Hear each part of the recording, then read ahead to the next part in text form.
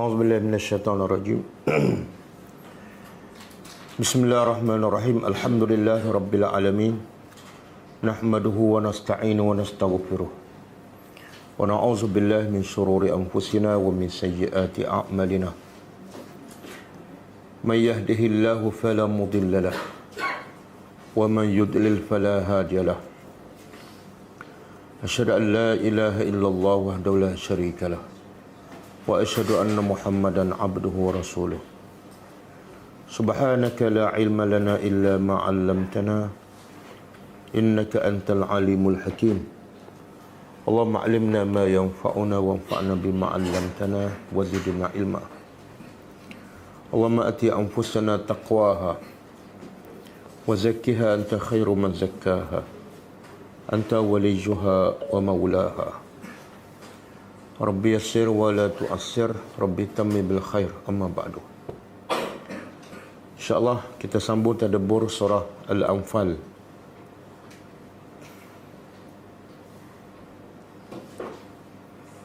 Ayat 26. Sebelum tu kita tengok pengajaran ayat yang lepas.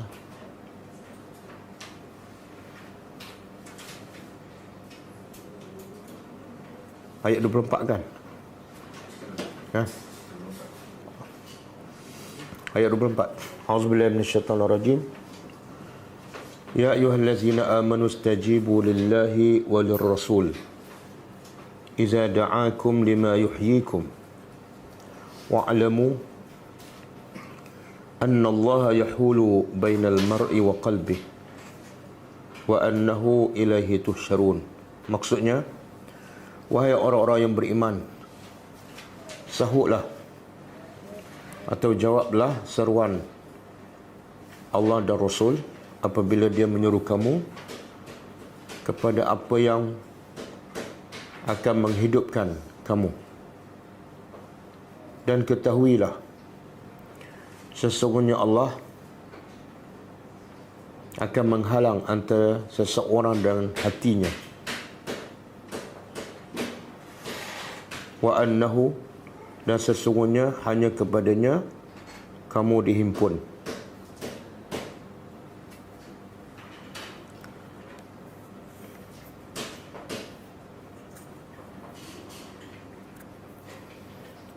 Pengajarannya,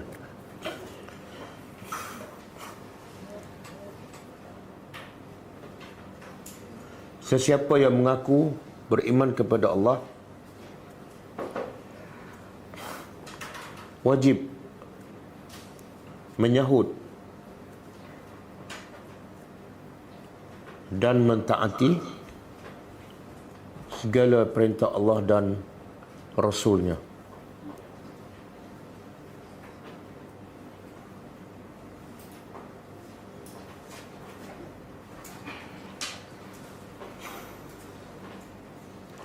Tanpa perlu mengetahui apa hukumnya dan hikmahnya.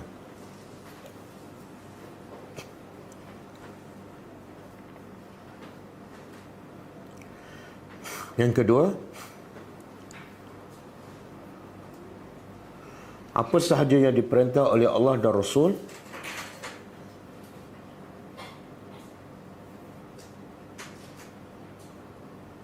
semuanya adalah untuk kebaikan manusia, bahkan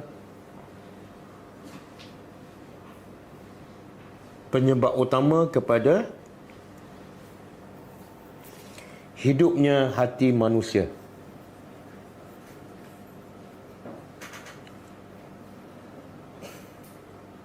Yang ketiga,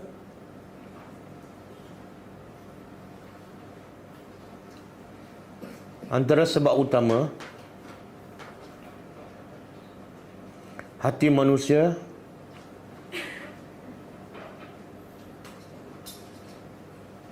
keras dan akhlaknya buruk ialah kerana tidak mentaati perintah Allah dan Rasul.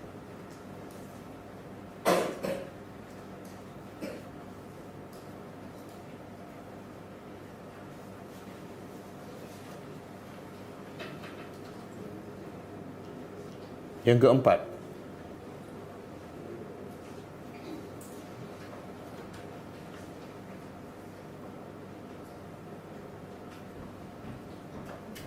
sesiapa yang tidak menyahut seruan Allah dan Rasul,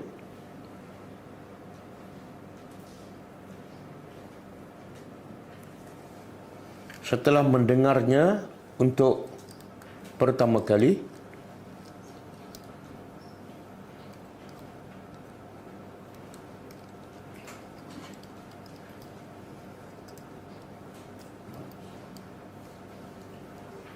maka untuk dia mentaati Allah, seterusnya adalah sukar.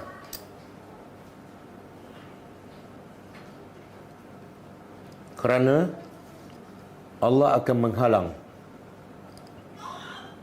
antara hatinya dan ketaatan kepada Allah dan Rasul.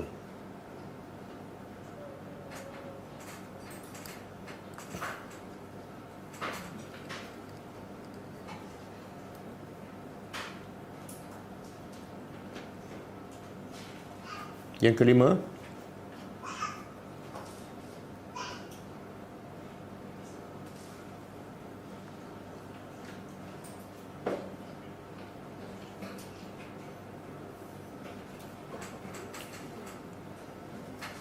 sesiapa sahaja yang engkar kepada perintah Allah dan Rasul,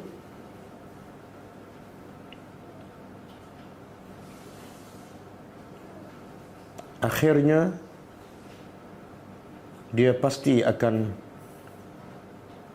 kembali dan berjumpa Allah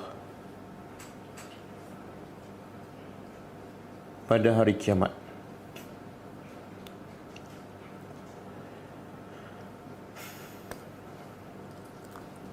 Okey, ayat 25.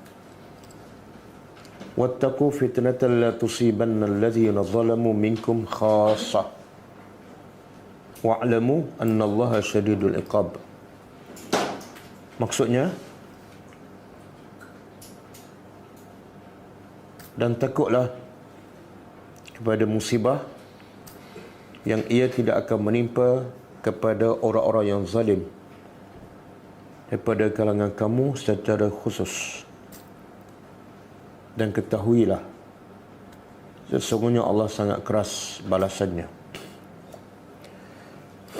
Pengajarannya, pertama, wajib ke atas setiap orang yang beriman sentiasa menyuruh kepada yang ma'ruf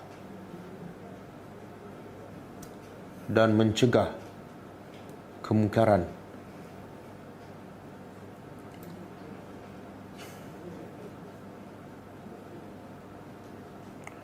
Yang kedua,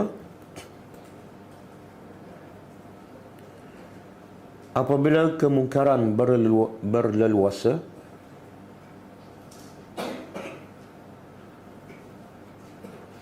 dan tidak ada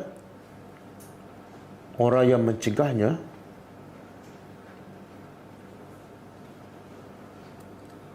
maka Allah akan menurunkan azabnya yang akan menimpa kepada semua orang, termasuk orang-orang yang soleh.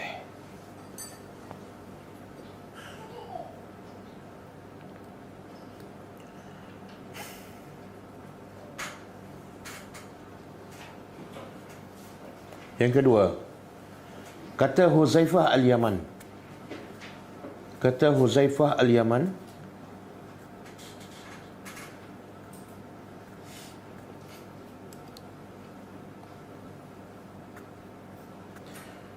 sesiapa yang tidak menyuruh kepada yang ma'ruf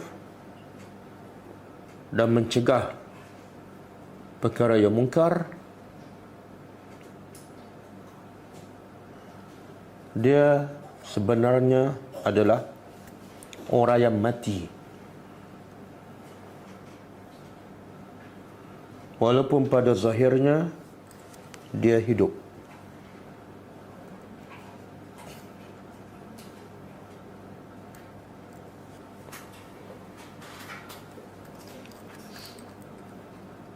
Yang ketiga, yang keempat,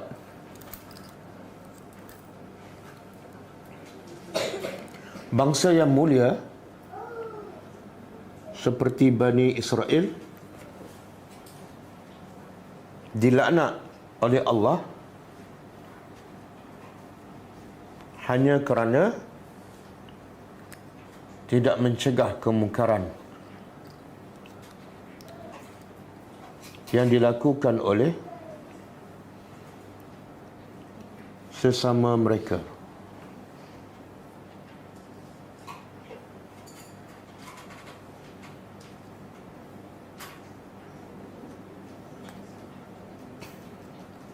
Yang kelima,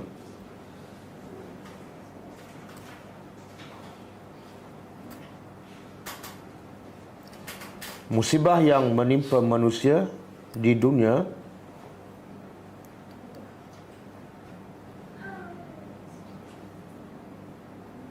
adalah kecil dibanding dengan azab Allah di akhirat.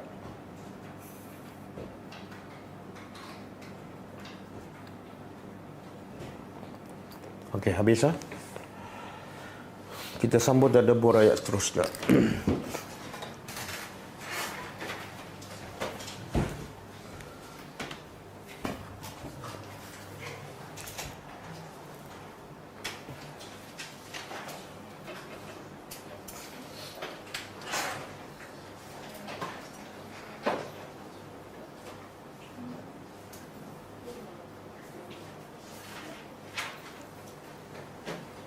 Okey, ayat malam ni ayat 26. Kaitan dengan ayat sebelum.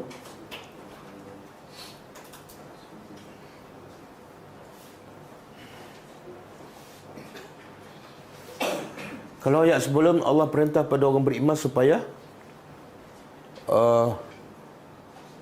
menyahut seruan Allah dan Rasul. Kan? Kemudian Allah bagi amaran, kalau kamu tidak menyahut, maka Allah akan halangkan hati kamu daripada mentaati Allah. Jadi ayat malam ni Allah nak bagi tahu sebab kenapa kena taat pada Allah. Ini antara sebab kenapa kena taat dan menyahut seruan Allah dan Rasul. Okey, sebabnya A'udzubillahi minasyaitonirrajim. Wazkuru,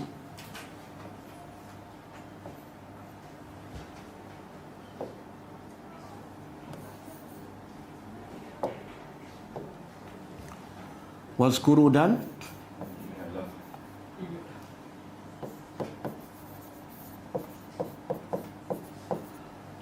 wazkuru di sini bukan makna macam zikrullah sebut. Bukan wazkuru di sini makna tazakkur, ingat. Bukan sebut, ingat. Ingatlah oleh kamu. Kamu ni siapa? Sahabat-sahabat Rasulullah SAW. Jadi perintah ni adalah wajib. Iaitu wajib para sahabat ingat. Ingat apa ni? Iz antum. Iz ketika mana? Antum, kamu, qalilun, sedikit. Ayat ni lebih khusus dituju kepada orang muhajirin. Sebab mereka orang muhajirin masa di Mekah sedikit ke banyak? Sedikit. Bahkan asal-asalnya ialah Rasulullah SAW je. Kemudian bukan setakat sedikit, tapi mustad'afun, kamu lemah. Orang-orang yang lemah, dhaif.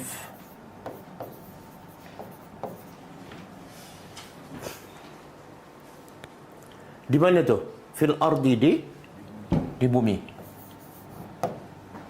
Di bumi, dalam tafsir al-ardu di sini ialah maksudnya Mekah. Dan ada juga ahli tafsir mengatakan bukan setakat di Mekah tapi di seluruh tempat. Sebab ketika itu orang Islam di Mekah bukan kecil dan lemah di kalangan orang Mekah, tapi di kalangan seluruh dunia. Bahkan kuasa besar ketika itu ialah orang kafir, Rom dan Parsi. Jadi ingatlah, kenapa Allah suruh ingat ni? Ketika mana asalnya kamu kecil dan lemah di Mekah. Kemudian keadaan kamu ketika itu takhafuna, kamu sentiasa takut. Takut apa ni?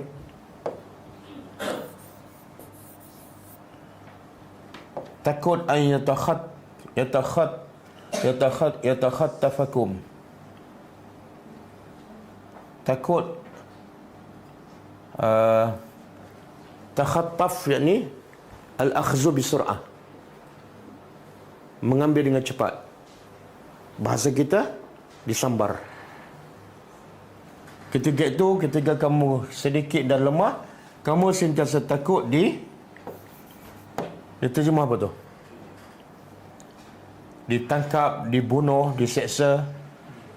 Tapi takhattaf ni Allah nak bagi tahu apa? Orang Mekah, orang Islam ketika di Mekah sangat mudah ditangkap, sangat mudah diseksa. Itu mana takhattaf. Dia terjemah apa? Ditangkap lah. Oleh siapa? Oleh manusia, iaitu orang Quraisy Mekah. Berapa ramai sahabat-sahabat Nabi ditangkap dan diseksa. Bahkan ramai juga yang dibunuh. Dan Nabi tak boleh buat apa-apa. Maknanya keadaan orang beriman ketika itu, satu, kecil. Yang kedua, lemah. Yang ketiga, dalam ketakutan. Kemudian Allah nak beritahu apa ni? 3 musibah besar tu Allah hilangkan. Dengan apa? Fa'awakum. Lalu dia melindungi kamu.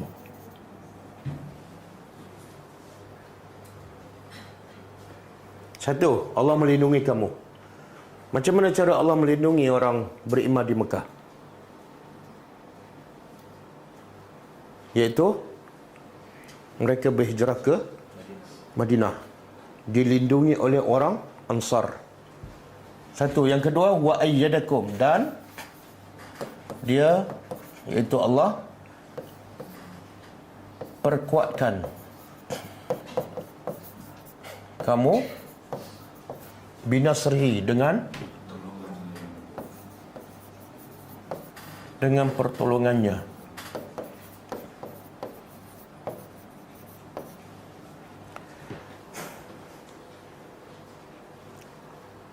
Bahkan sahabat orang Muhajiri di Mekah ni, pertama dia takut ketika sepanjang berada di Mekah. Yang kedua, takut ketika dalam perjalanan berhijrah ke Mekah. Mereka seolah diburu. Bahkan Nabi pun terpaksa bersembunyi di gua apa dah? Gua Hira ke Gua Sur? Gua Sur. Selama 3 hari 3 malam. Sebab apa? Sebab takut ditangkap oleh musuh. Jadi Allah, apa tadi sebelum ni? Fa'awakum, Allah lindungi kamu. Yang kedua, Allah perkuatkan kamu dengan pertolongannya melalui orang Ansar. Kemudian yang ketiga, warazaqakum, dan dia memberi rezeki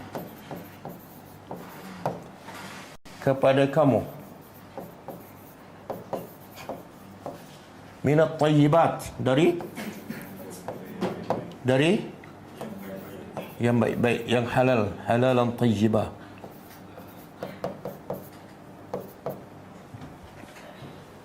Jadi berapa tu? Nikmat Allah. Satu, awal. Yang kedua, ayyadakum binasri. Yang ketiga, dan rezeki ni daripada mana? Ialah melalui caranya macam mana? Kita dapat rezeki sebab kita bekerja. Betul kan? Sahabat-sahabat muhajirin ni dapat rezeki sebab apa? Sebab mereka bekerja ke tak? Ha? Tak bekerja. Mana tahu? Apa dia? Kalau tak kerja, mana boleh dapat rezeki? Kan nak dapat rezeki, kena usaha. Apa dia? Sebenarnya, sahabat, kerja mereka jauh lebih baik daripada kerja kita. Kerja sebagai seorang manusia, sebagai seorang hamba Allah. Apa dia? Sami'na wa ata'na. Kita cari rezeki ni sebenarnya kita buat kerja siapa? Keluar pagi balik malam. Kerja siapa? Allah suruh ke ataupun memang kita nak? Kita yang nak, kita yang pilih. Betul. Tapi sahabat ni terpaksa ditekan, ditangkap, diseksa dan terpaksa berhijrah tinggal kampung halaman. Siapa yang suruh? Itulah kerja sebenar seorang hamba Allah. Sebab itulah Allah bagi rezeki. Jadi salah faham. Ramai yang salah faham. Sahabat tak bekerja. Tak. Kerja yang paling utama bagi seorang mukmin ialah taat pada perintah Allah. Dan ayat orang Melayu yang sentiasa hafal dan sentiasa tampal di dinding. Apa dia? Wa may yattaqillah yaj'al lahu makhraja wa yarzuqhu. Kan?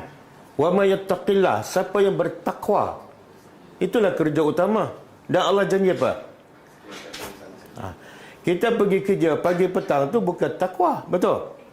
Sebab tu hasilnya kita dapat rezeki yang memang disangka. Pernah tak dapat rezeki yang terkejut? Pernah tak sepanjang kita bekerja? Tak ada, kita dah tahu gaji. Cuma terkejut bila tak dapat bonus. Tapi sahabat ni terfikir tak? Dengan tinggal kampung halaman, tinggal pekerjaan, tinggal kekayaan dan nak pergi ke Madinah. Bukan tempat saudara mereka, tak ada tanah, tak ada rumah, tak ada pekerjaan. Mereka terfikir tak pasal rezeki? Mereka terfikir tak? Pasal apa mereka tak terfikir? Kita kadang-kadang nak pergi berdakwah pun kita fikirkan, susah nak ambil cuti ni. Pada pergi berdakwah balik semula kan, 3 hari 2 malam je. Tapi sahabat berhijrah ni pergi balik semula ke, pergi tak tahu bila balik. Dan tahu tak apa masa depan mereka di Madinah? Dan dalam kepala mereka bertanya tak, nak makan apa di Madinah? Tak. Kenapa tak? Ini tinggal semua dia ni, kampung, kerja, harta di Mekah. Nak pergi tempat yang majhul, tak tahu apa. Tapi dalam kepala mereka sikit pun tak fikir pasal rezeki. Kenapa?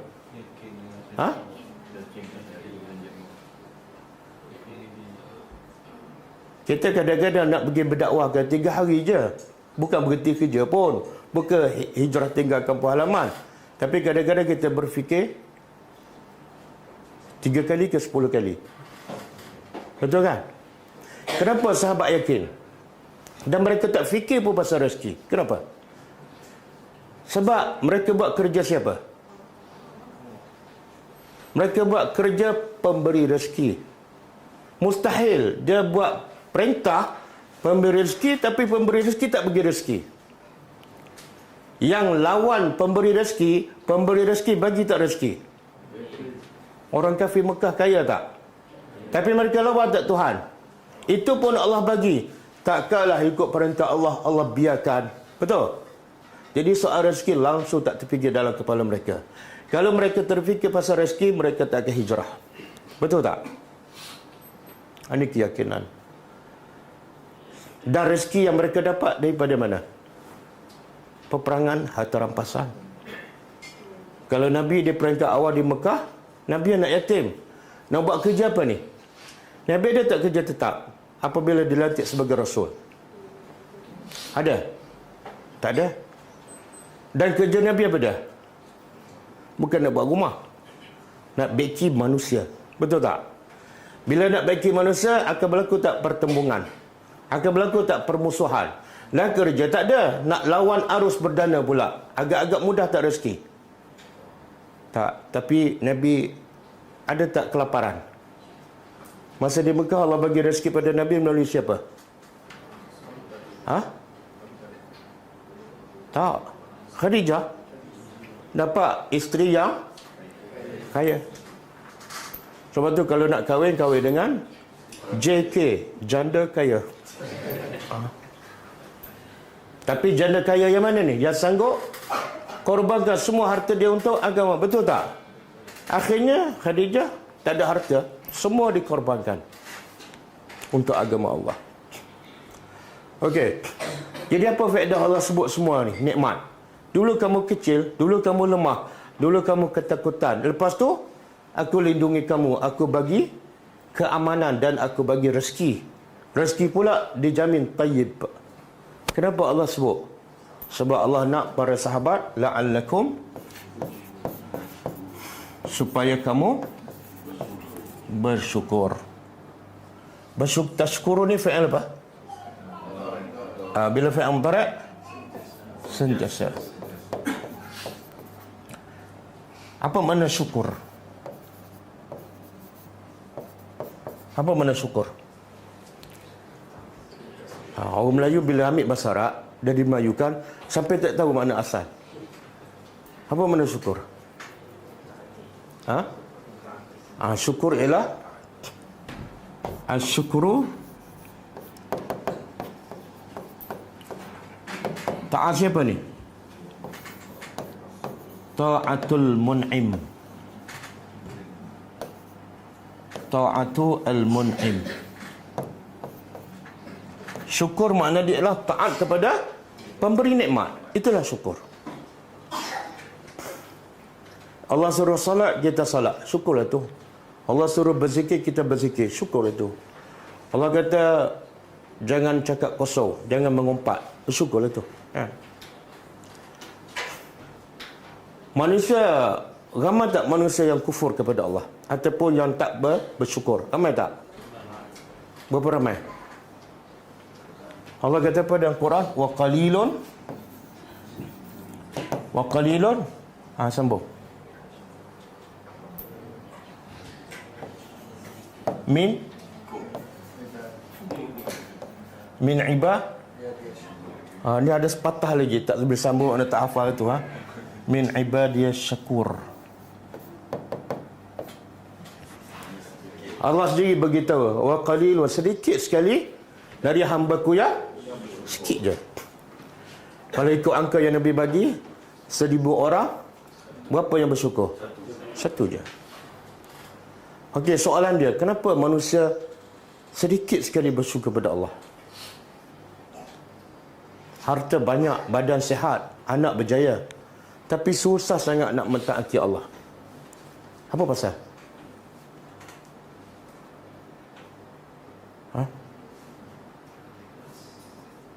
Kenapa? Sebab utama ialah dia terasa nikmat yang dia ada tu adalah datang daripada Allah. Dia rasa itu adalah usaha dia. Kenapa sihat?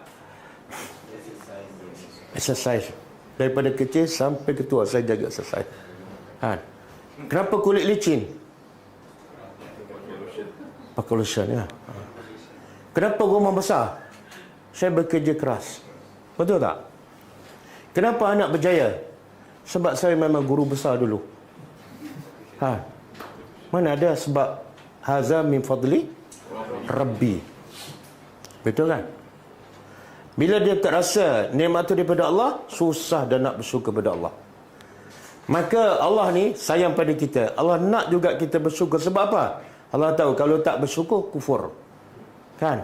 Fashkuruni wala takfurun. Bersyukurlah pada aku dan jangan kufur. Syukurlah pada kufur. Allah sayang kepada hambanya. Allah nak juga hambanya bersyukur. Sebab kalau kufur, masuk neraka. Maka caranya apa? Apa cara Allah nak juga hamba dia bersyukur? Tadi kita dah tahu kan, sebab ramai manusia tak bersyukur sebab apa? Dia tak rasa nikmat yang dia miliki daripada Allah. Maka banyak Allah, antaranya ayat ni, Allah sebut apa ni? Nikmat. Susah sangat nak bersyukur kan? Cuba ingat zaman kamu dulu, sedikit, lemah, kena tangkap, kena seksa, susah nak makan. Tiba-tiba Allah tolong kamu dengan orang Ansar. Kan, orang Ansar pula bagi rumah, bagi kebun, bagi tanah, harta rampasan pula banyak. Siapa yang begitu? Kamu tak bekerja, ya. Dan juga kita dapat banyak dalam Quran, bangsa yang paling degil, yang paling banyak Allah bagi nikmat tapi paling banyak tak bersyukur. Bangsa apa? Bani Israel. Apa ayat yang selalu kita jumpa dalam Quran? Allah nak ingatkan Bani Israel supaya bersyukurlah pada Allah. Ayat apa tu? Ya Bani Israel, uzkuru ni'mati alaikum. Wahai Bani Israel, ingatlah nikmat aku ke atas kamu yang begitu banyak. Bersyukurlah. Dulu kamu ditindas, diseksa oleh Fir'aun, kan? Berpuluh-puluh tahun lepas tu aku selamatkan. Bila tak ada makan, aku turunkan macam-macam Allah bagi nikmat, tapi tetap kufur. Jadi Allah nak beritahu pada orang beriman, bersyukurlah pada Allah. Susah sangat ke? Cuba ingat balik nikmat ni. Han. Dan supaya bersyukur ni kita sebut tadi pada taat kepada ayat sebelum ni Allah kata apa? Istajibu lillah. Sahutlah seru Allah dan Rasul. Susah sangat ke? Cuba ingat balik nikmat ni. Bila ingat ni akan mudah kita bersyukur. Sebab tu orang yang paling bersyukur pada Allah siapa?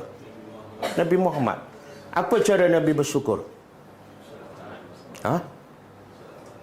Tak, Nabi serahkan hidupnya 24 jam untuk agama Allah.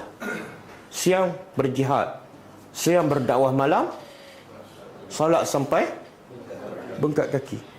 Nabi kata, afala akunu abdan syakura. Padahal nikmat yang Allah bagi pada kita dari segi kesihatan, dari segi harta, dengan yang Allah bagi pada Nabi, mana lebih banyak harta? Kita kan? Tapi siapa yang paling banyak bersyukur? Kenapa? Ke kita belum cukup nikmat banyak lagi? Kenapa Nabi paling banyak bersyukur? Sedangkan Nabi harta tak ada, betul kan? Umur Nabi kecil je. Kenapa?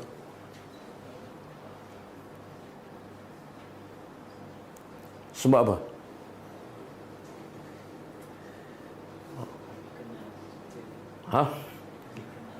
Sebenarnya nikmat yang paling banyak Allah bagi ialah kepada Nabi. Sebab nikmat yang sebenar bukan harta, bukan pangkat. Nikmat yang paling besar ialah kerasulan. Ada orang yang paling tinggi daripada Rasul? Ada Nabi yang lebih baik daripada Nabi Muhammad? Tak ada. Orang yang pertama akan masuk syurga, Nabi Muhammad. Surga yang paling tinggi, Nabi Muhammad. Semua kebaikan yang orang buat ni selepas Nabi Muhammad, semua Nabi Muhammad dapat tak pahala? Inna a'tayna kal kausar. Jadi sebenarnya nikmat yang paling banyak Allah bagi pada Nabi. Sebab tu Nabi paling banyak bersyukur. Tapi nikmat tu bukan dalam bentuk harta benda ataupun pangkat. Okey. Saya nak sebut sikit. Sebelum ni saya dah sebut ni. Syukur. Syukur yang paling ada berapa jenis syukur? 3. Pertama, syukur dengan hati. Yang kedua, ihsan. Yang ketiga, okey. 3 kan? Tak ada ke 4? Okey, syukur dengan hati macam mana? Beriman. Tak, syukur dengan hati ialah kita yakin dalam hati bahawa semua nikmat yang kita ada, kesihatan, umur panjang, anak, isteri, harta, kereta, semua 100% daripada Allah. Tak ada sikit pun daripada usaha kita. Itu makna syukur dengan hati. Kalau ada sikit je, ini hasil daripada usahaku, sebab aku rajin, sebab aku pandai. Kita telah kufur kepada Allah. Okey, syukur dengan lidah, kita sebut macam Nabi apa yang sebut? Haza min fadli Rabbi. Nabi Sulaiman, kan? Dia tak kata ini adalah daripada usahaku. Tak. Walaupun dia nikmatnya lagi besar kan, tapi dia tetap akui ini adalah min fadli rabbi. Bahkan dia sambung lagi lepas tu. Untuk apa Allah bagi semua ni? Liyabluwani. Untuk Allah uji aku. Walaupun dia Nabi, Allah nak uji. Ashkur, adakah aku bersyukur ataupun akfur? Okey, syukur dengan anggota badan. Gunakan semua anggota badan kita, mata, telinga, kaki, tangan untuk mentaati Allah. Itulah syukur anggota badan. Mulut jangan mengumpat, kan? Mata jangan tengok benda haram. Okey. Syukur yang keempat, buat kenduri kesyukuran. Tak ada. Itu tak termasuk langsung. Kadang-kadang orang buat kenduri kesyukuran itu pun kadang-kadang kufur kepada Allah. Sebab apa? Ada pembaziran. Kadang-kadang ada rasa bangga nak tunjukkan. Bila naik rumah baru buat kenduri. Rumah lama tak buat kenduri. Betul kan? Okey. Habis. Ya ayyuhallazina amanu, wahai allazina, orang-orang yang amanu, mereka beriman. Wahai orang beriman.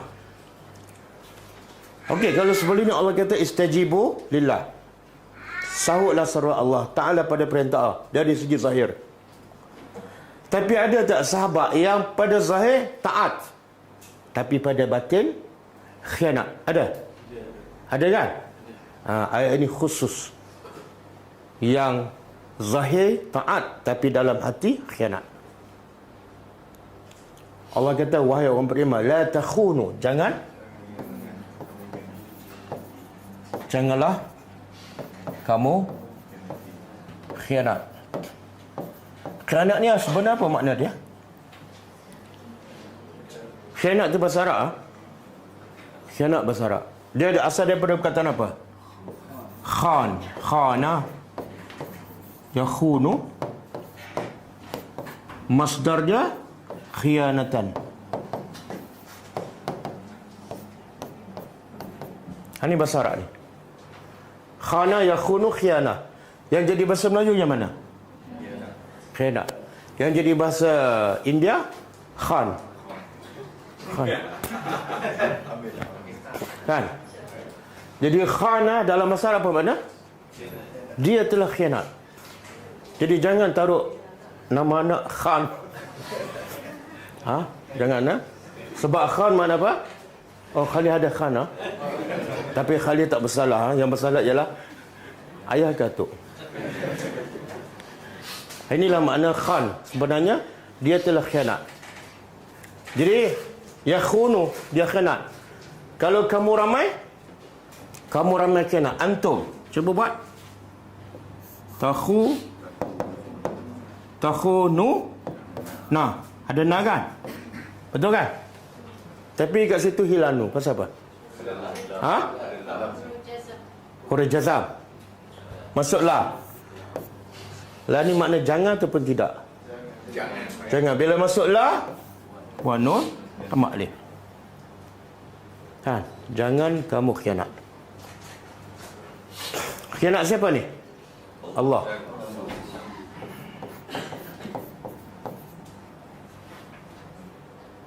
Pelik tak? Allah larang siapa ni? Orang beriman. Allah larang orang beriman jangan khianat Allah. Maknanya, ada tak orang beriman yang khianat pada Allah? Ada tak? Logik tak orang beriman pada Allah tapi khianat pada Allah? Logik tak?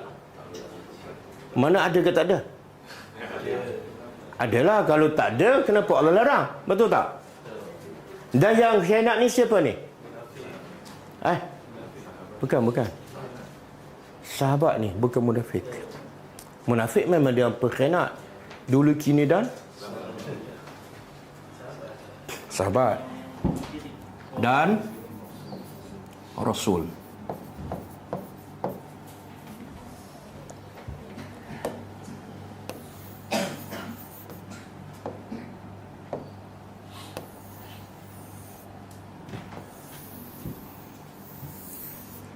Okey.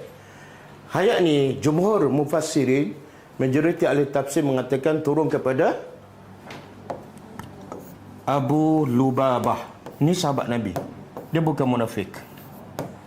Abu Lubabah bin Abdul Munzir, orang Ansar, daripada kaum Auf bin Malik. Dia ada macam perjanjian dengan orang Yahudi, iaitu Bani Quraizah.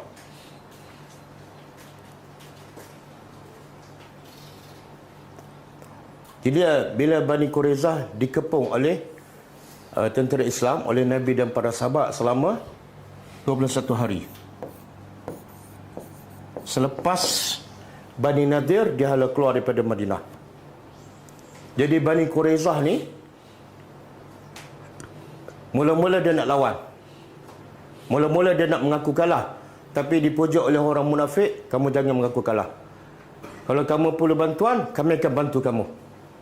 Kalau kamu diusir, kami akan bersama kamu. Siapa cakap tu?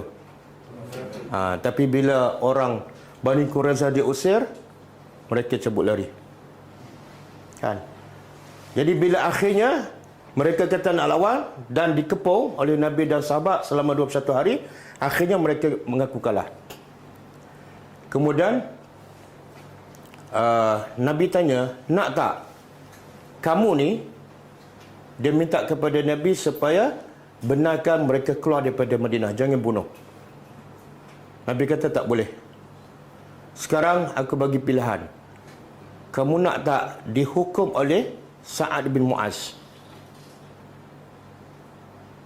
Kemudian dia kata, kami tak nak. Dia kata, panggil Bani Quraizah ni. Ketua dia kata, panggil Abu Lubabah. Ini sahabat Nabi. Bila panggil, ketua kepada Bani Quraizah bertanya kepada Abu Lubabah, macam mana kalau kami terima hukuman, keputusan yang diputuskan oleh Sa'ad bin Mu'az? Apa kata Abu Lubabah? Dia buat isyarat macam ni. Kalau Sa'ad bin Mu'az buat keputusan, kamu akan dipancung, dibunuh. Mana dia bocorkan rahsia. Faham tak? Itu khianat tu. Dia bagi sekitar. Dia buat isyarat je. Kalau Sa'ad bin Mu'az buat keputusan, mati kamu. Kenapa ni? Sebab Abu Lubabah ni ada keluarga dia dan ada anak harta dia bersama Bani Quraizah. Ada kepentingan. Kerana harta, dia khianat.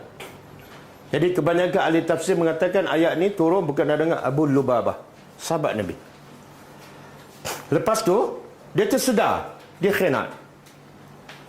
Dia kata, aku berdiri, lepas tu terfikir, ini pengkhianatan besar ni. Ini pengkhianatan yang dosa besar ni. Membocorkan rahsia, walaupun dengan isyarat. Kemudian dia buat apa? Dia balik ke masjid Rasulullah, dia tak jumpa Rasulullah. Dia ikat diri dia kat tiang. Kemudian dia kata, aku tak akan makan, dia tak akan minum. Selama ada sampai aku mati ataupun Allah terima taubat.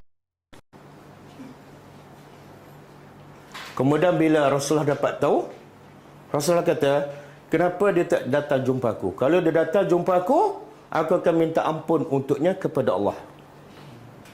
Tapi sebab dia tak jumpa aku, dia ikat diri dia kat tiang, tunggulah sehingga Allah ampunkan dosanya. Kemudian sampai 7 hari dia lembek, pingsan. Maka turun ayat terima taubatnya.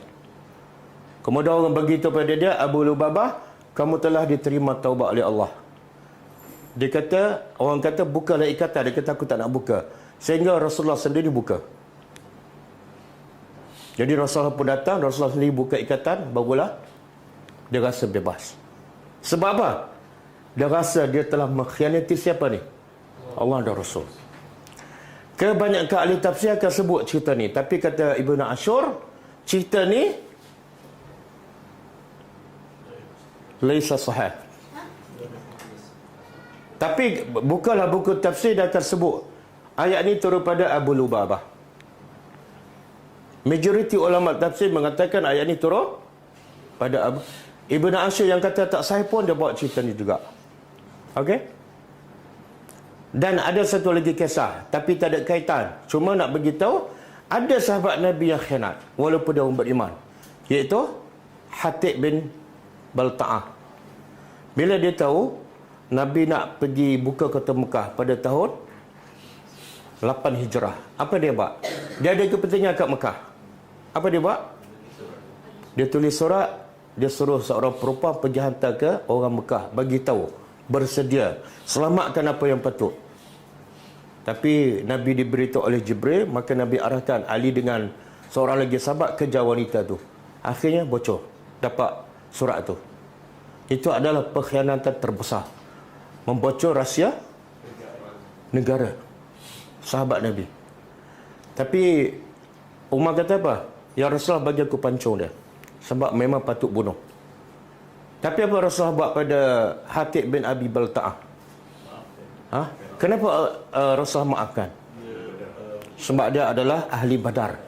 Kelebihan orang yang berperang dalam peperangan Badar yang pertama, Nabi kata, buatlah apa saja, Allah ampunkan dosa kamu. Okey? Boleh? Jadi dia tak sahabat khianat. Khianat kepada bos kita, salah. Khianat pada suami, salah. Ini khianat pada siapa ni? Allah dan Rasul. Jadi jangan terkejutlah, ramai asatizah, ramai penceramah khianat pada Allah dan Rasul. Macam mana tu? Dia tak cerita yang sebenar daripada Allah, itu pengkhianat. Dia tak cerita sunnah Nabi yang sebenar, itu pengkhianat kepada Rasulullah. Cuba buka Tafsir Al-Maraghi.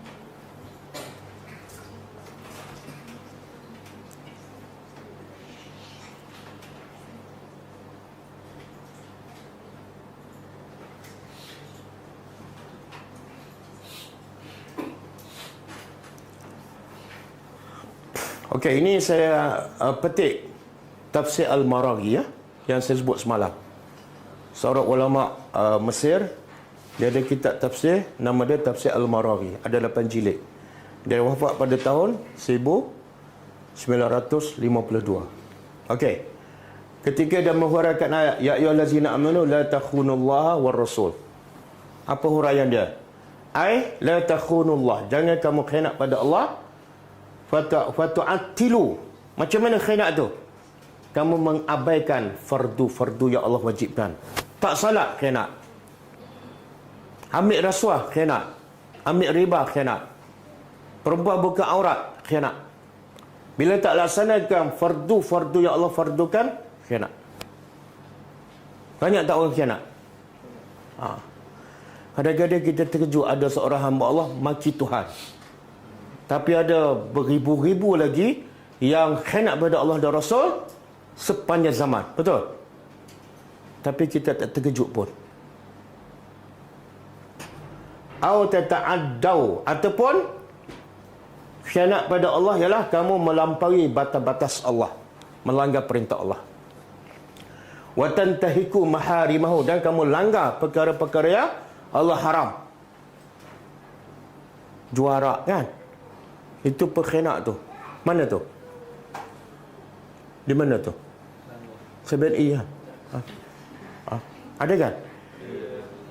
Kita ada share sekali kan? Kita pergi beli kacang apa semua. Alati bainaha, amanah itu yang antaranya dengan lakum, kepada kamu. Di mana ni kita tak tahu kita khianat? Tengok dalam kitab Allah. Semua yang Allah perintah dalam kitab, kita tak buat, pengkhianat. Semua larangan Allah dalam Al-Quran, kita langgar, kita pengkhianat. Okey, itu pengkhianat kepada Allah. Wala takhunu ar-rasul, dan jangan kamu khianat kepada Rasul. Macam mana pula khianat pada Rasul? Fatarghabu an bayanihi, kamu tak suka. Targhabu an, mana kamu tak suka ataupun kamu benci penerangan Rasul terhadap kitab Allah. Dan kamu lebih suka kepada keterangannya berdasarkan hawa nafsu kamu. Itu pengkhianat. Ataupun arak masyayikhikum, ataupun kamu lebih condong pada huraian syekh, guru kamu. Au abaikum, ataupun huraian nenek moyang kamu. Ataupun awamir, kamu lebih condong pada perintah-perintah umara, pemimpin kamu berkhianat. Kamu abaikan apa yang Allah Rasul terangkan. Ataupun tarki sunnatihi, tinggal sunnah Nabi, berkhianat. Ramai tak? Tinggal sunnah Nabi kepada apa ni? Ila sunnati abaikum, kepada sunnah nenek moyang. Kenapa buat ni? Nabi tak buat, tak apa. Sebab ini sunnah orang ramai, sunnah nenek-nenek moyang dulu. Berkhianat. Wazu amaikum, dan sunnah-sunnah pembesar-pembesar kamu. Zaman, dengan sangkaan. Minkum, dengan sangkaan daripada kamu. Annahum, mereka ni, syekh kamu, bapa kamu, nenek moyang kamu, pemimpin kamu, a'lamu, lebih tahu maksud Allah dan Rasul daripada kamu. Kan? Bila dia asyik cerita yang syekh dia, yang guru dia, seolah dia anggap guru dia lebih faham daripada Rasulullah. Betul tak? Kalau tak, kenapa abaikan yang Nabi terangkan? Kenapa abaikan sunnah-sunnah Nabi? Boleh faham dah siapa pengkhianat Allah dan Rasul? Ramai tak? Ramai. Yang cakap ni siapa ni? Tafsir? Dia bukan daripada Saudi. Dia daripada Mesir. Saya saja bawa ni. Kalau saya kata tafsir Syekh Saleh Utsaimin, dia kata memang confirm. Faham tak? Ini Syekh Tafsir Al-Maraghi daripada Mesir. Clear? Okey, boleh balik pada ayat.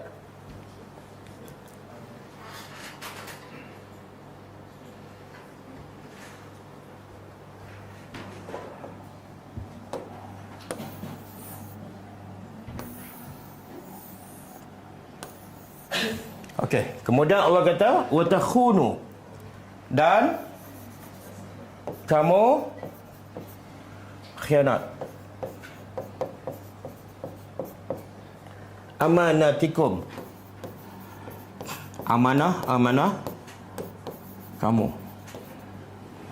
Dia maksud ayat macam ni, jangan kamu khianat Allah dan Rasul. Satu. Yang kedua, dan jangan kamu khianat amanah-amanah kamu dengan siapa? Dengan orang ramai. Amanah dengan ketua, amanah dengan pemimpin, amanah dengan suami, amanah dengan anak. Jangan khianat. Kita ada amanah tak dengan anak kita? Anak kita adalah amanah. Bila kita tak didik anak-anak mengikut acuan Quran dan Sunnah, kita berkhianat. Berkhianat kepada amanah, iaitu anak-anak itu adalah amanah. Kita tak didik isteri kita ikut Al-Quran dan Sunnah, kita berkhianat. Boleh? Kita khianat pada pemimpin kita. Dulu kata nak sokong dia, tapi bila ada sokongan lain, kita keluar parti. Berkhianat. Boleh faham? Bila sebut amanatiku, terlalu umum. Kadang-kadang kita dengan syarikat kita, kerja cuai, curi tular, khianat. Dan khianat ni sifat siapa ni? Sifat munafik. Cuba ada hadis tak? Nabi kata apa? Ayatul munafiq salasun, kan? 3. Pertama, bila bercakap bohong. Yang kedua, bila diberi amanah khana, khianat. Yang ketiga, bila berjanji mungkir janji. Nabi kata ayat munafik, kan? Satu lagi hadis 4. Tambah satu lagi apa dia? Bila bertengkar dia melampau. Itu sifat munafik. Okey.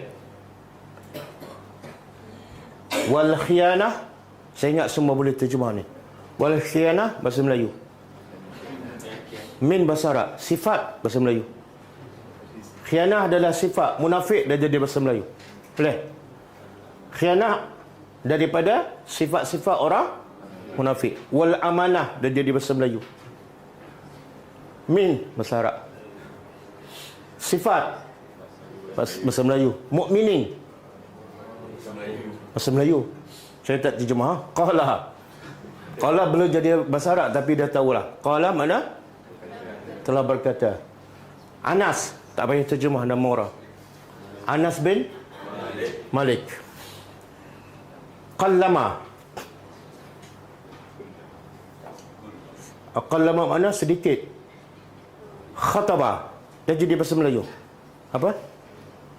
Khutbah lah. Khutbah Jumaat tu bahasa Arab. Khutbah bahasa Arab, Jumaat pun bahasa Arab.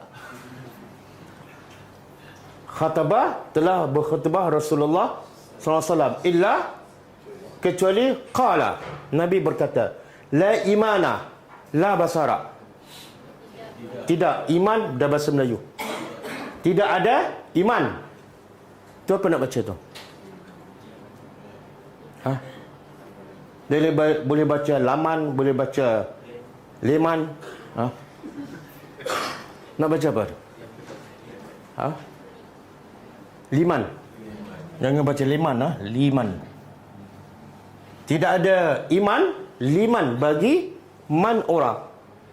Tidak ada iman bagi orang yang la ahdalahu, yang tidak ada perjanjian. Makna orang yang memukir janji. Sebenarnya orang ini tidak ada iman.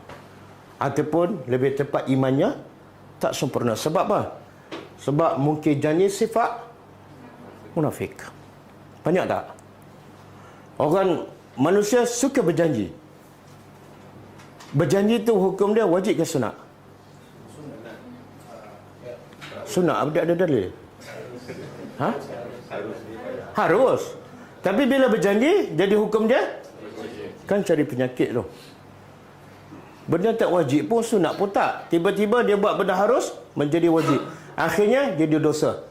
Dosa besar, sifat munafik. Okey. Warawa asy-syaikhani. Telah diriwayat oleh syaikhani. Kalau satu syaikhun, kalau dua Khalid. Ada khan kat belakang ni. Dua syekh. Siapa ni? Imam Bukhari dan Imam Muslim.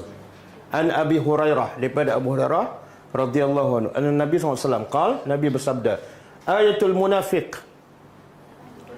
Ayat tanda lah, tanda. Kan? Sebab tu Quran dipanggil ayat. Sebab dia tanda kebesaran Allah. Tanda orang munafik salasun. 3. Iza haddasa, apabila dia bercakap, kazabah, berbohong. Yang kedua, wa iza wa'ada, bila dia berjanji, akhlafa. Kan? Ni yang paling banyak berjanji, mungkin janji siapa? Orang politik. Bila? Musim pilihan raya. Tunggulah dekat lagi. Yang ketiga, wa iza tumina, dan apabila dia beri amanah, khan. Khan lagi. Pasal apa banyak jumpa khan wala ni? Apabila diberi amanah, khana, dia khianat. Wa in sama, walaupun dia puasa. Wa shalla, walaupun dia salat. Wa za'ama, dan dia sangka dia muslim. Apa maksud tu? Dia ada ciri-ciri munafik. Walaupun salat malam sampai hitam dahi, tapi bila bercakap bohong. Nabi kata dia ada sifat munafik. Boleh? Cuma beza, ulama mengatakan ini munafik apa ni? Kalau munafik macam Abdullah bin Ubay, bila dia mati masuk apa? Dan keluar ke tak? Kekal kan? Okey, kalau ada sifat munafik ni, kalau mati masuk apa? Masuk neraka. Lepas tu kekal ke keluar? Jangan buat tak tahu. Tak, ulama kata ayat ni lebih kepada nifak tu ada dua. Satu nifak i'tiqadi, nifak akidah. Yang kedua nifak amali, nifak dalam bentuk amalan sahaja. Jadi yang ada 3 sifat ni ataupun 4 ni, dia munafik dari segi amalan. Akidah dia beriman kepada Allah. Yalah, macam kita ada tak sifat ni? Bila bercakap bohong, bila berjanji tak tepat, ada tak? Tapi adakah kita tak percaya pada Allah? Percaya. Kita orang beriman, cuma ada sifat munafik. Oh, macam tu okeylah ustaz. Silakan. Okey. Kita pergi pada ayat seterusnya.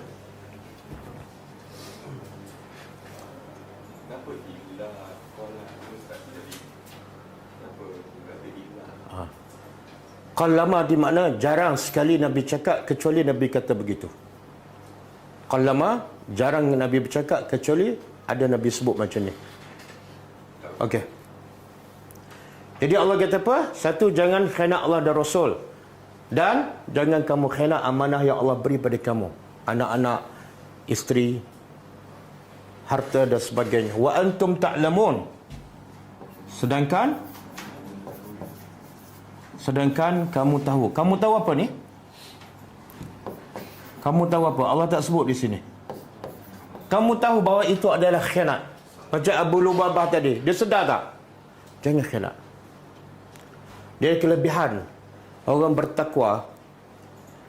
Orang bertakwa ni buat tak dosa? Orang bertakwa buat tak?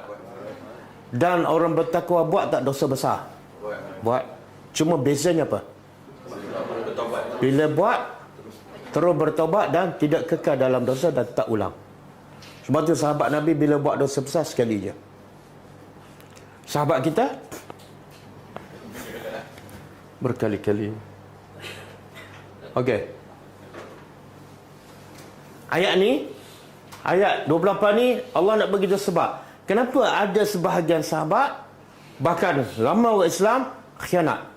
Bahkan khianat pada Allah dan Rasul. Apa sebab, apa punca? Ayat ni menjawab. Wa'lamu. Dan ketahuilah oleh kamu. Ini fa'al amar. Bila fa'al amar, wajib tahu. Kalau kita tak ambil tahu, berdosa. Sebab ini perintah Allah. Wajib tahu. Apa dia? Annama. Sesungguhnya apa dia? Hanyalah amwalukum, harta kamu, wa auladukum, dan anak-anak kamu. Fitnah. Semalam kita jumpa fitnah kan, wattaqu fitnatan la tusibanna allazina zalamu minkum khassah kan. Tapi makna dia lain. Fitnah ni makna dia lain. Kalau fitnah semalam makna dia bala ataupun musibah. Fitnah ni ujian. Kalau terjemah bala, rusak habislah. Anak kamu bala kan. Kita pun tak nak beranak dah. Jadi Allah kata harta kamu dan anak kamu adalah ujian. Apa kaitan dengan ayat sebelum ni? Apa punca sahabat khianat? Harta. Jaga harta kan. Hatib bin Abi Balta'ah nak jaga harta dia di Mekah. Ini fitnah besar ni. Kerana harta, kerana anak sanggup khianat pada Allah dan Rasul. Dan antara harta dengan anak, yang mana kita paling sayang? Apa dia? Anak kan? Tapi kenapa Allah sebut harta dulu?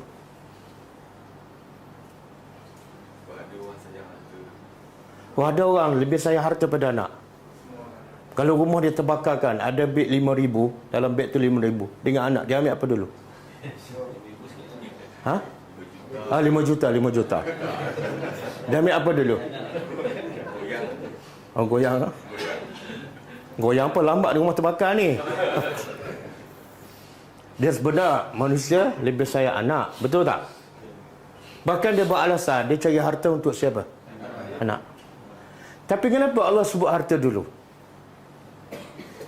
Yang paling disayangi, yang paling dijagai ialah anak, bukan harta. Kenapa Allah sebut harta dulu? Sebab apa?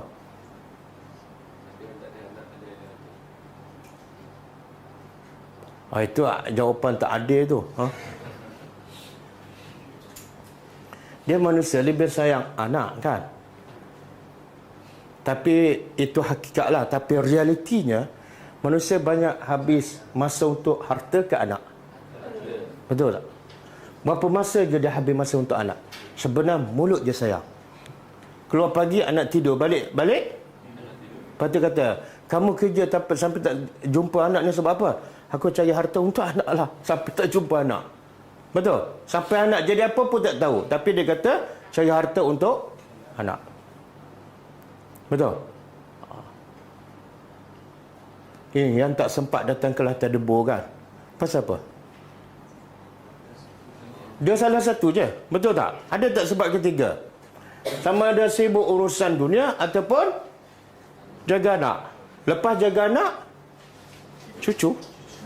Lepas cucu, dia pun mati dah. Ha. Jadi tak ada masa. Betul. Allah sebut dalam surah apa ni? Ya ayyuhallazina amanu, surah Munafikun. Ayat 10. 9. Ya ayyuhallazina amanu. Nak buka.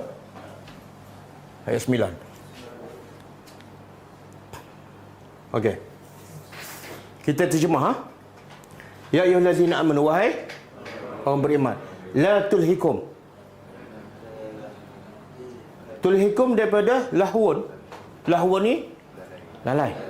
Janganlah melalaikan kamu apa dah? Harta kamu.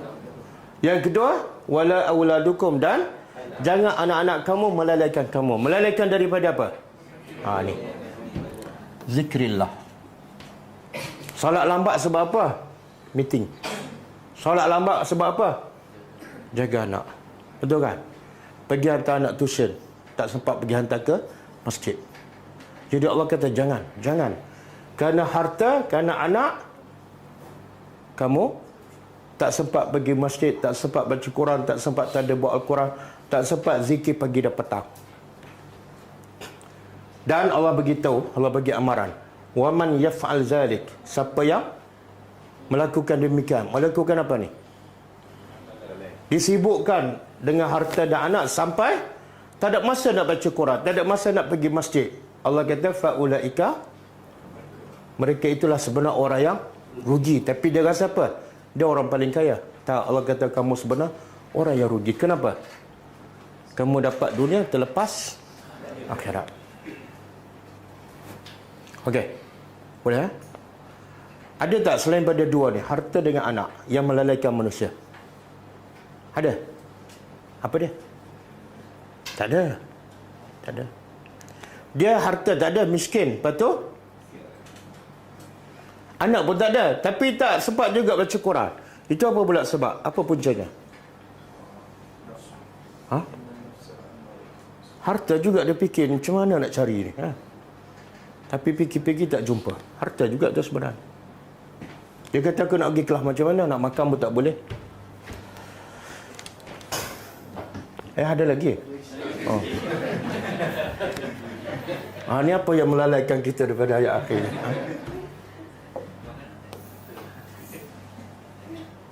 Okey. Wa anna Allah. Wa anna, dan sesungguhnya Allah indahu, di sisinya, ajrun, upah azimun, yang apa dah upah yang besar di sisi Allah. Okey, cuba faham. Allah kata harta dan anak kamu fitnah. Jangan kerana kedua benda tu melarikan kamu daripada zikrullah. Kemudian Allah beritahu, di sisi Allah ada ganjaran yang besar. Apa kaitannya? Manusia tak sempat nak baca Quran ke, tak sempat pergi masjid, tak sempat belajar agama sebab disebutkan dunia kan. Allah nak bagi tahu, yang aku nak bagi sebenarnya lebih daripada dunia. Yang kamu kejar banyak mana, akhirnya kamu tinggal ataupun kamu mati dulu. Yang aku nak bagi ni kekal, jangan tertipu dengan dunia. Betul tak? Sebab itulah para sahabat dia gunakan anak dia untuk apa? Pergi berjihad. Kenapa? Dia tahu anak dia tak dapat dunia, tapi dapat lebih baik pada dunia, dan anaknya akan membantunya untuk ke surga. Khansa. Pernah dengar tak khansa? Bukan khunsa, al-khansa. Al-Khansa, sahabat perempuan. Dia masa jahilah, dia penyair. Abang dia, nama dia Muawiyah, meninggal. Masa itu dia jahiliah lah, dia kafir. Dia sayangnya pada abang. Bila abang dia meninggal, dia pergi ke bukit kat Mekah. Dia bersyair, dia meratapi pagi sampai maghrib setiap hari. Sedih sebab siapa? Abang meninggal. Tapi bila dia masuk Islam, 4 orang anaknya mati syahid. Sedikit pun dia tak menangis. Yang ni anak, iaitu abang. Abang dia meratapi berhari-hari. Tiba-tiba anak 4 orang lelaki semua mati syahid. Sedikit pun dia tak menangis. Kenapa? Kenapa nak menangis? Dia tahu anak dia ke surga. Yang abang dia menangis sebab apa? Sebab dia jahil. Jahil. Boleh tak? Jadi kalau kita, anak kita didik dia menjadi orang yang faham agama, menjadi pendakwah. Bila mati, dia bantu tak kita? Kan? Tapi kalau kita disibukkan dengan anak berjaya dari segi akademik, berjaya dari segi dunia, tapi Quran tak pandai baca, solat pun malas, bila kita mati agak-agaklah mudah tak dia nak berdoa pada kita? Dia buat tahlil pula. Ajrun azim lepas. Jadi fikirlah, gunalah anak kita untuk kita dapat ajrun azimun di sisi Allah. Okey. Cukup ah?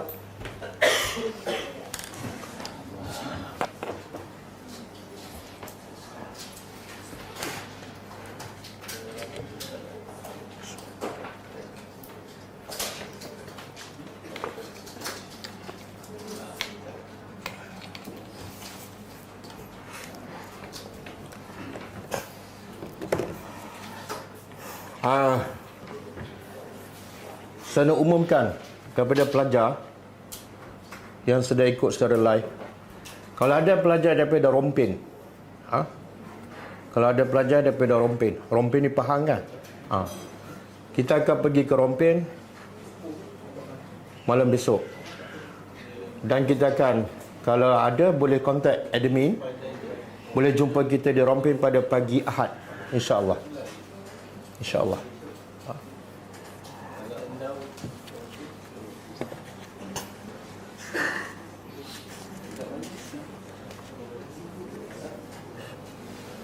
Ada seorang bertanya, dia kata, Ustaz, kenapa letak nombor akaun kat skrin tu?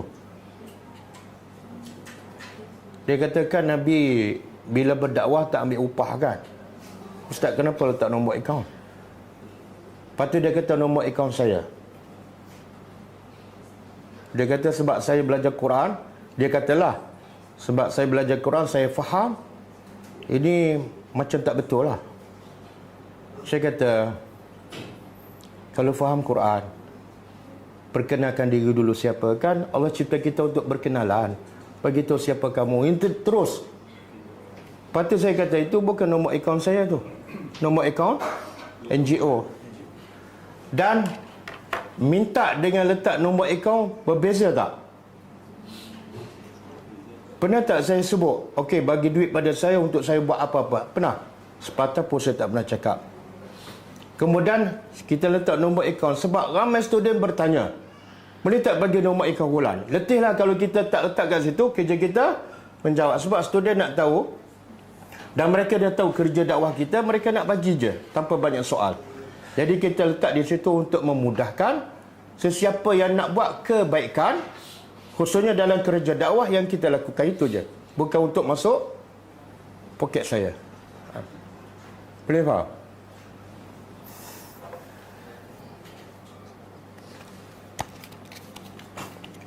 Okey, kita baca sikit.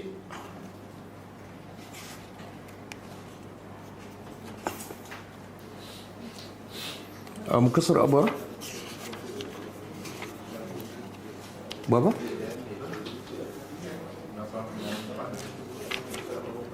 $84.